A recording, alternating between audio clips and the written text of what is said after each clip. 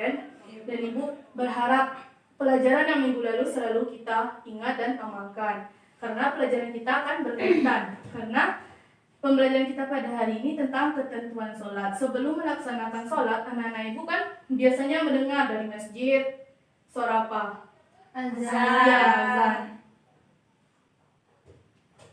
Jadi sebelum sholat harus ada dulu panggilan dari Allah berupa azan. Jadi kita masuk kepada ketentuan azan dan iqamah. Dengan pembelajaran ini anak-anak Ibu harapkan dapat mengetahui pengertian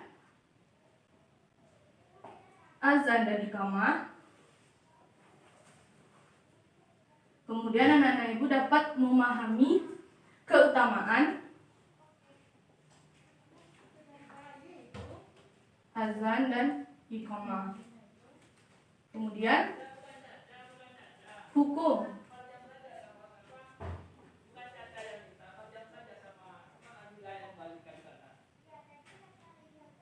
azan dan iqamah. Yang keempat tentang syarat azan dan iqamah.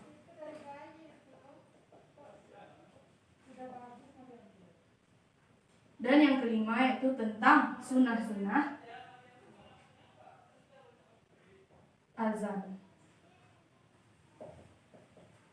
Sebelum kita masuk kepada pengertian, tolong perhatikan terlebih dahulu video yang Ibu tampilkan ini.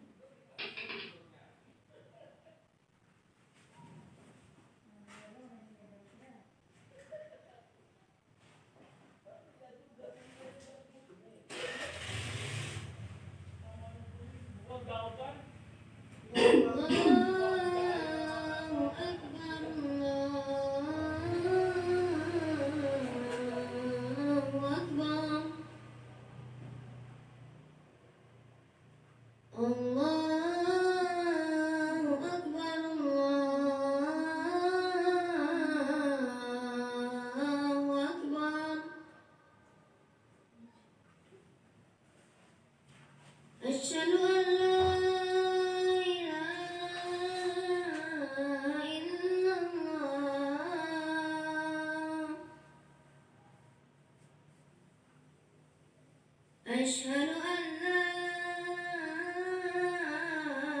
إله إلا الله.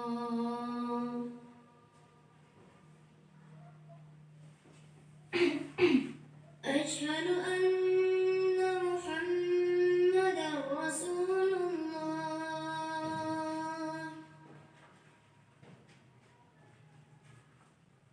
أشهد أن رسول الله.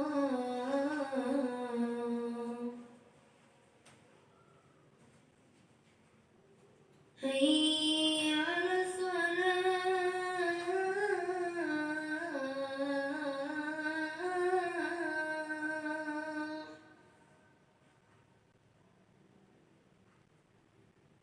حي على الصلاة.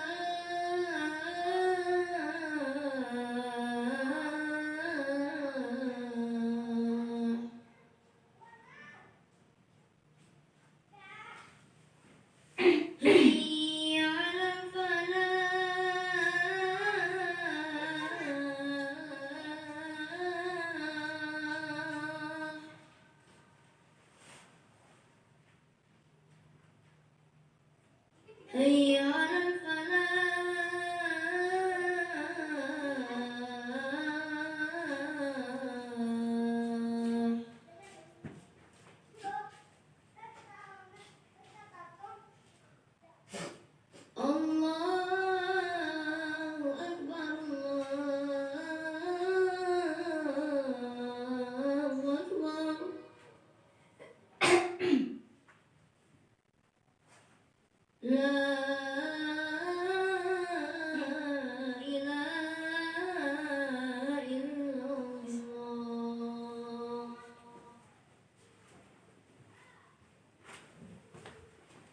Jadi itulah video yang ditampilkan. Yang tahu itu tentang apa? Azan. Itu tentang azan.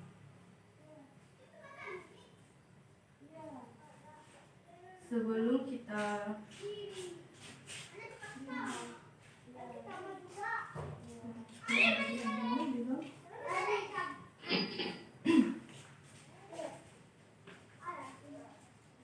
jadi ada yang tahu apa yang dimaksud dengan azan, pengertian dari azan secara bahasa? Panggilan, Bu. Ya, panggilan, apa lagi? Seruan. Seruan, apa lagi? Himbauan.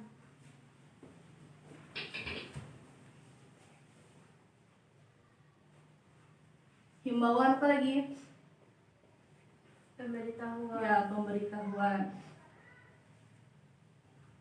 Jadi arti azan secara bahasa itu panggilan, seruan, himbauan, atau pemberitahuan. Secara istilah ada yang tahu artinya?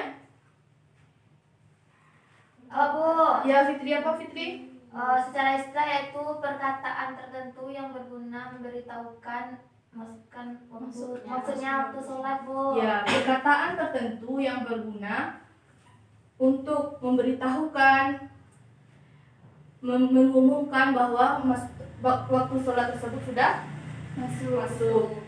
Jadi orang yang mengumandangkan azan disebut Muazzin. ya orangnya muazzin. Jadi itulah pengertian azan dan secara bahasa dan istilah. Kemudian ada yang tahu apa itu pengertian iqamah? Arti dari pengertian dari iqamah.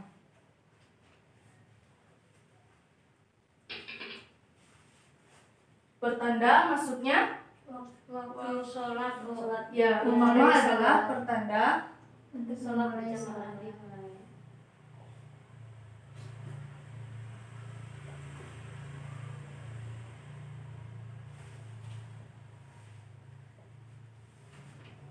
pertanda akan dilaksanakannya sholat berjamaah. Jadi setelah orang-orang ke masjid, setelah mendengar suara azan, kemudian masyarakat ke masjid, kemudian sudah ramai berkumpul di masjid, kemudian dikumandangkanlah iqamah, tanda akan dimulainya sholat berjamaah. Jadi itulah pengertian dari azan dan iqamah. Dari pengertian ini ada yang ingin ditanyakan? Bu, Ya, Kalista? kalau berjamaah kan kita harus iqomah. Kalau sendiri harus iqomah juga atau tidak, Bu? Tidak, Kalista, hanya sholat berjamaah saja. Tapi jika di rumah pengen sholat berjamaah dengan keluarga, berarti harus iqamah terlebih dahulu kan? Setelah itu baru melaksanakan sholat secara berjamaah. Baik, Bu. Kita masuk kepada keutamaan azan dan iqamah. Keutamaan azan dan iqamah ini sangat besar pahalanya diberikan oleh Allah. Jika ada orang yang tahu apa saja pahalanya, pastilah orang akan berbondong-bondong untuk mengumandangkan azan. Bahkan di suatu buku tersebut dituliskan jika ia ingin mengundi untuk melaksanakan azan, maka orang tersebut akan mengundi untuk mengumandangkan azan di suatu masjid. Jadi ada dijelaskan di sebuah hadis riwayat Bukhari. Ada yang bisa membaca hadisnya? Anita, silakan Anita. Baik, Bu. Hadisnya Bismillahirrahmanirrahim. An Abi Hurairah anna Rasulullah qala law ya'lamun nasu ma fil adani was-safil awwali thumma lam yajidu illa ayyastahimu alaihi lastahamu. Artinya dari Abu Hurairah radhiyallahu anhu bahwa Rasulullah SAW bersabda, seandainya orang-orang tahu keutamaan azan dan berdiri di barisan pertama sholat, di mana mereka tidak bisa mendapatkannya kecuali harus mengundi, pastilah mereka mengundinya di antara mereka. Ya, itulah hadisnya keutamaan azan dan iqamah. Jika seandainya orang-orang tahu keutamaan azan dan berdiri di barisan pertama saat salat, di mana mereka tidak bisa mendapatkannya kecuali harus mengundi, pastilah mereka akan mengundinya di antara mereka. Jadi sangat besarlah keutamaan mengumandangkan azan tersebut. Kemudian juga dijelaskan dalam Quran surat Fussilat ayat 33. Ada yang bisa membacakan? Saya, Bu. Ya, silahkan Dina. Bismillahirrahmanirrahim.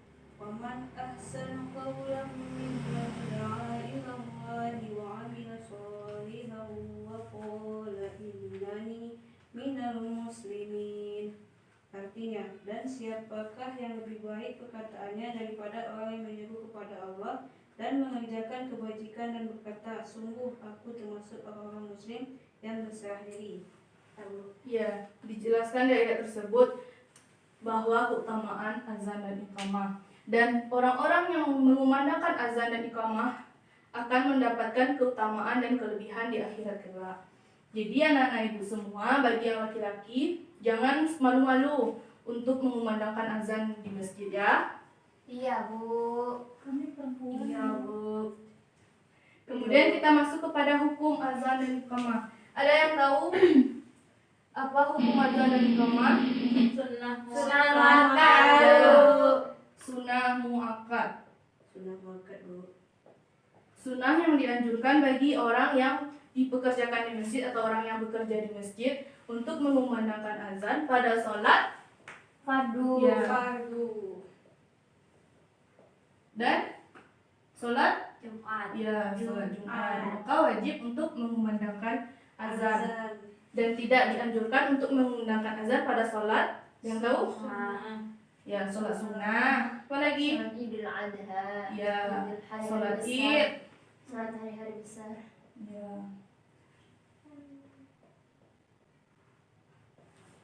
Sholat jenazah dan sholat gerhana. Tetapi sebagai gantinya, jika ingin melaksanakan sholat tarawih misalnya, maka imam membaca as-salata jami'atan. Kan sebelum tarawih, anak-anak ibu pernah dengar kan imamnya baca ini?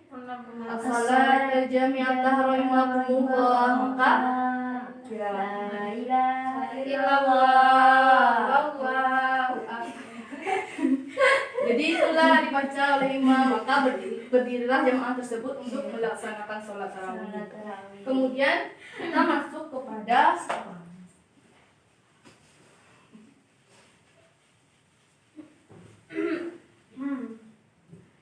hal-hal yang berhubungan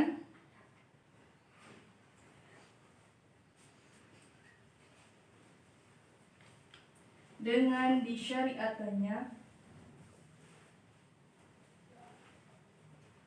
azan dan iqamah.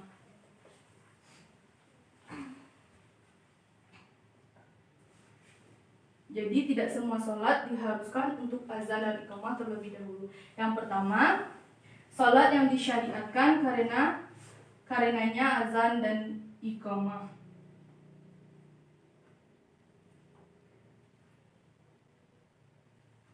Sholat apa tadi yang disyariatkan adanya azan dan iqamah? Sholat lima waktu dan sholat Ya, fardu dan sholat Jumat.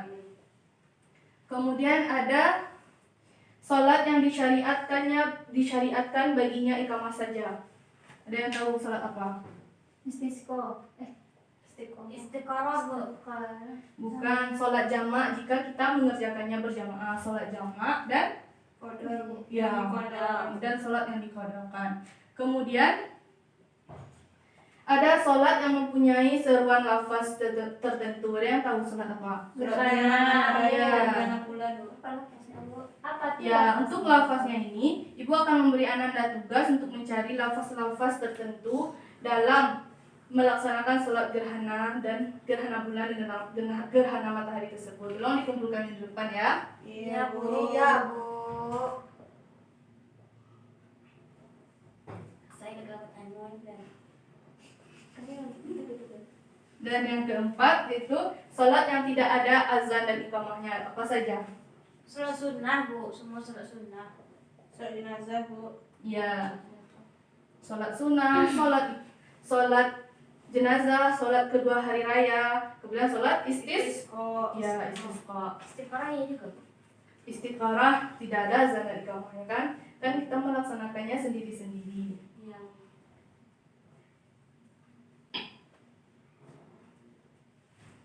Dari hal-hal yang berhubungan dengan disyariatkan azan ini ada yang ingin ditanyakan? Tidak Bu. Udah paham semuanya? Udah, Bu. Kita lanjut. Kita lanjut kepada syarat azan dan iqamah. Ada yang tahu yang pertama apa? Telah masuk Telah waktu. masuk. Ya, telah masuk waktu untuk sholat. Yang kedua, Harus berbahasa Arab. harus berbahasa Arab. Yang ketiga, Tidak bersahutan. ada yang tahu maksud tidak bersahutan ini gimana? Tidak Bu. Misalnya dia Berbarengan, Bu. ya berbarengan atau Azan dan dua iqamah orang berbarengan. sedang azan disebut menyahut. Yang pertama Allahu Akbar, Allahu Akbar, kemudian yang kedua menyambungnya. Itu tidak boleh. Jadi satu orang saja yang mengumandangkan azan tersebut, berarti tidak bersahutan. Yang keempat apa? Muslim laki-laki. Ya, muslim. Kenapa tidak ada Laki-laki. azan yang untuk perempuan Bu? Kenapa laki-laki yang azan? Ya, karena suara perempuan tersebut termasuk Aurat. ya aurat, maka dianjurkanlah untuk laki-laki yang mengumandangkan azan dan iqamah. Suara Mas. Apalagi akil, terus Balik. Berakal. ya. Yang kelima apa? Tertib. Ya, tertib lafaznya. Berarti seorang muadzin tersebut harus hafal bagaimana lafaz azan dan iqamah. Udah paham syarat-syaratnya? Sudah Bu. Kita masuk kepada sunnah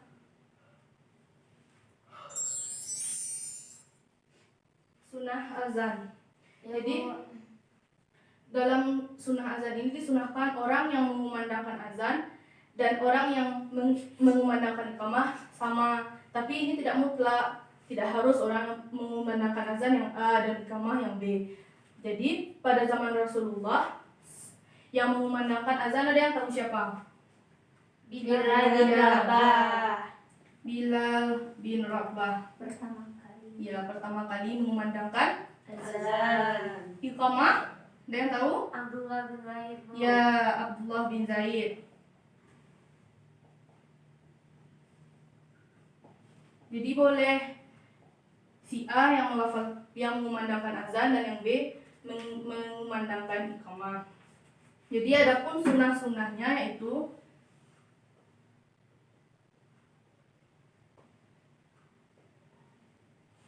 dan tahu pertama apa? Suci Bu. Ya, suci dari hadas dan najis.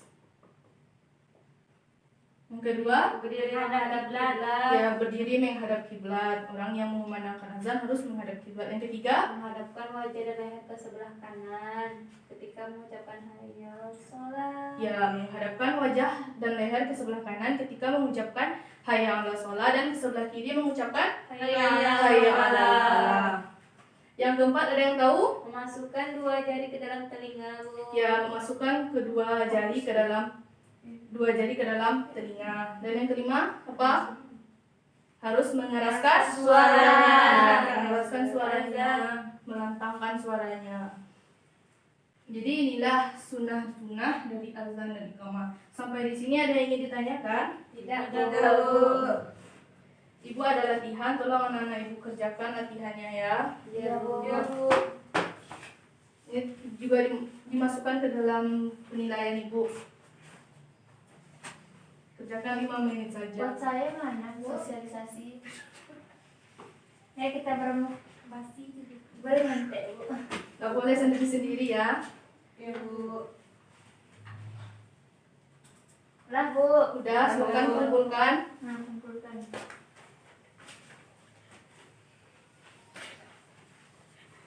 Semoga nilainya bagus-bagus ya. Iya Bu. Sebelum kita tutup, ada yang bisa menyimpulkan pelajaran kita pada hari ini? Ada yang bisa? Dari pengertian, keutamaan, hukum, sunnah, dan syaratnya ada yang bisa? Anita bisa? Kalisa bisa? Yulan bisa? Enggak Bu. Kalisa ke depan. Nanti ibu bantu.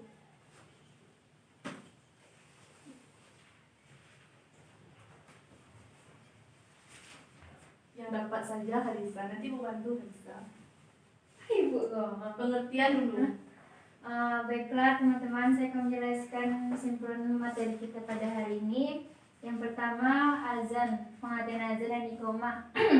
Azan menurut bahasa berarti panggilan, seruan, imbauan, dan lain-lainnya. Sedangkan secara istilah azan itu berarti suatu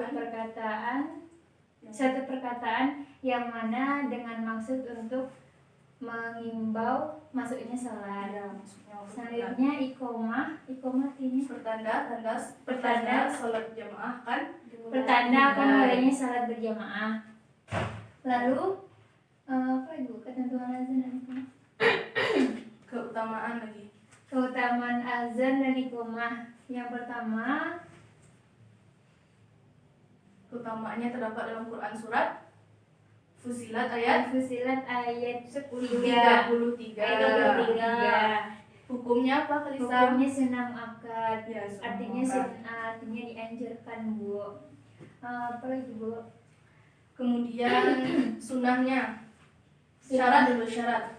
Syarat azan menghadap kiblat. Ya, telah masuk waktu. Ya, telah sholat. masuk salat Ya. menghadap kiblat, beragama Islam, suci dari suci dari pakaiannya, Bu.